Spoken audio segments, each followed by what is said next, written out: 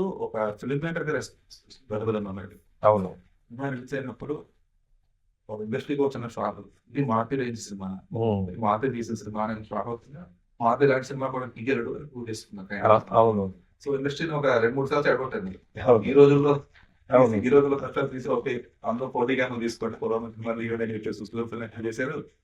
మహా ఈ బల్బులు కాబట్టి మహానుభావుడు కథ ఇన్ని రకరకాల రోగాలు ఉన్నాయి అన్ని బయట అవును. చేశారు. అది ప్రేమ కథ చిత్రంకేమో హర్రర్ కామెడీ చేశారు. హర్రర్ కామెడీలు అందరూ చేశారు. సో అంటే అదొక కైండ్ ఆఫ్ ఒక జానర్ క్రియేషన్ కారణం.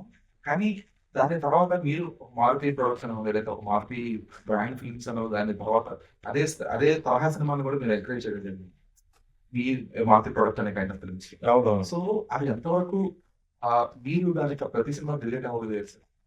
రిలేట్ ఇన్ ద సెన్స్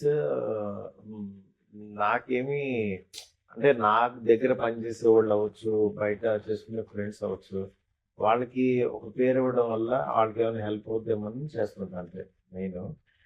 ఇంకా నాకు బాగా నచ్చి చేసేవన్నీ ఆల్మోస్ట్ మేము మాస్ మూవీ మేకర్స్లో నేను ఎస్కేను కలిపి ప్రొడ్యూస్ చేస్తున్నాము కొన్ని.